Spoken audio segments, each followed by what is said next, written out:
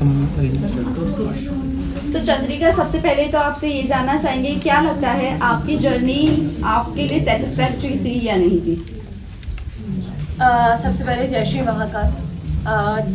बात अगर मंजिल की ना की जाए, सफ़र की जाए, तो मैंने अपना बहुत अच्छे से प्रेजेंट किया है। जो मैं हूँ, मैंने वो लोगों के सामने आया है। तो हाँ, जब लोगों ने मेरे लिए अपनी राय बदली, वहाँ अंदर जो लोग थे उन्होंने मेरे लिए अपनी राय बदली, तो मैं विन वहीं हो गई थी।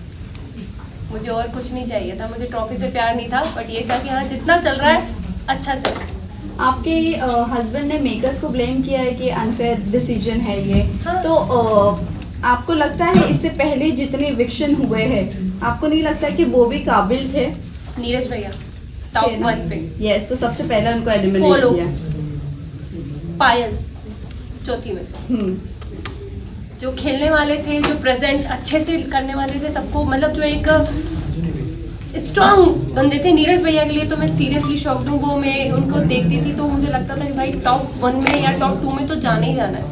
तो वो पहले ही निकल गए थे, तो उसके बाद से मैं मेंटली प्रिपेयर थी कि अपना भी नंबर कभी भी लग सकता है। चंद्रिका, आपने गेम खेली, लेकिन आपको ऐसा नहीं लगता है कि मलिक फैमिली के अराउंड ही आपका गेम घूमता रहा एंड आप इविक्ट होकर बाहर निकल गए? मैं गेम खेलने पे एक पॉइंट कहना चाहूँगी, मैंने गेम खेली नहीं। मैं जो थी मैं वहाँ थी। मुझे एक घर मिला था, घर के अंदर 16 लोगों से मुझे डील करना था, 16 डिफरेंट माइंड के साथ मुझे डील करना था। रही बात मलिक फैमिली की, मैं जितना टाइम जिसको दे सकती थी, मैंने हर एक इंसान को जानने के लिए टाइम दिया। अरमान भैया, कृतिका, पायल, शिवानी, लव, विशाल, हर एक इंसान को टाइम दिया। रणवीर भैया, इवन दीपक भैया, मुझे जितना जिसके साथ टाइम स्पेंड करना था, मैं बैठी हूँ। जिसको जितना जानना था मैंने जाना। चंद्रिका, कहीं ना कहीं आपने विशाल को बहुत ज्यादा डोमिनेट किया शो में। वो हमें सामने एज अ ऑडियंस देखने को भी मिला। बहुत ज्यादा आपने च्युइंगम की तरह उससे खींचा, जो कि कहीं ना कहीं वो गलत ही हमें दिखा। और जहां तक अरमान मलिक की बात करें, उन्होंने थप्पड़ के बाद उनका रिएक्शन आना बंद कर दिया, बट आप बार बार टोन कर रही थी विशाल को। अगर विशाल के बाहर की अगर मुंबई की ऑडियंस देखी जाए, तो विशाल को कहीं ना कहीं सब जानते, एज अ मीडिया फ्रेंड हम भी जानते। आई थिंक वीडियो सभी के सामने बाहर आया था, ठीक है। हम 16 लोग जो एक घर के अंदर होते, हमें नहीं पता बाहर क्या जा रहा है क्या नहीं जा रहा।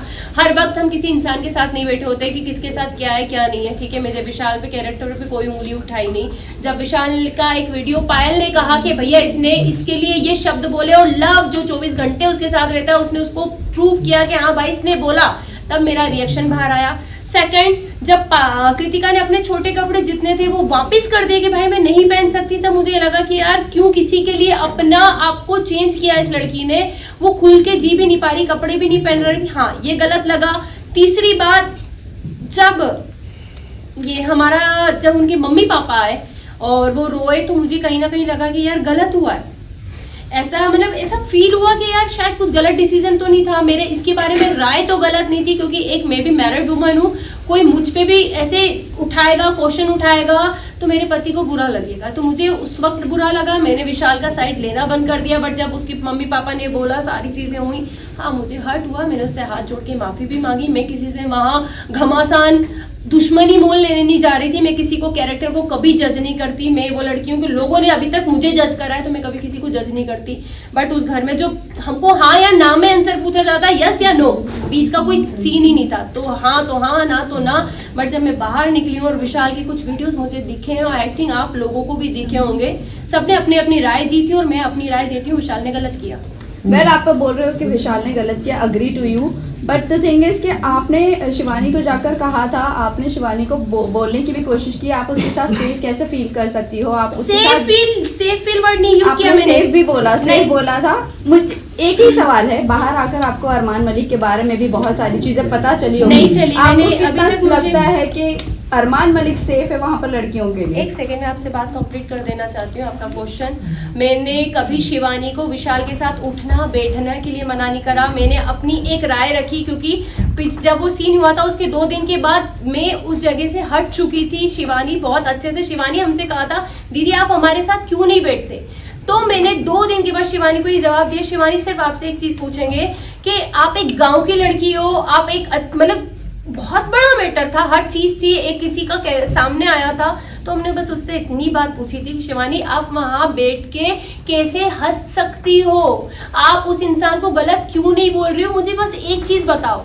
मैंने उसको बैठने के लिए मना नहीं करा। सेकंड, अरमान जी की बात आती है, मैंने अभी तक कोई वीडियो नहीं देखे, मैंने मोबाइल भी हाथ में नहीं लिया है।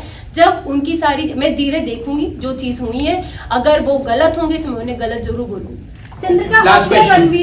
रणवीर सर की बात करें तो उन्हें भी आपने बोला था कि विशाल और रणवीर जिस तरीके से लड़कियों को देखते हैं, छोटे कपड़े पहना, हम अनकंफर्टेबल हो जाते हैं। हमने एक क्लिप में देखा था। मैंने रणवीर का नाम हमने- न्यूज आज तक नहीं किया। साई हमने देखा साई था, कीर्तन के inside- बारे में भी जब उन्होंने Yeah. आपको मसाज ऑफर की थी, आपने Right. उनके बारे में भी अब कुछ अलग इमेज बनाई थी अपने आप हर दिमाग जगह में। जा हाँ। जाके चंद्रिका अपने बारे एक में क्वेश्चन करेंगे आप मुझसे, दोनों के मिक्स हो गए क्वेश्चन यही शायद। दोनों का यही है कहने कि का आपने मतलब अभी यही कहा है। कि मैं किसी के बारे में कुछ Judgment नहीं देती, judgment right, नहीं देती। right. And फिर उसी के वर्डिक में जब आप ये मसाज देखिए- वाली बात आई थी, शायद मेरा कंधे पे एक नस चढ़ी थी, एक टास्क मिला था गुड्डी वाला, उसमें मैं फिसल गई थी, गिर गई थी, तो मेरे कंधे पे नस आई थी।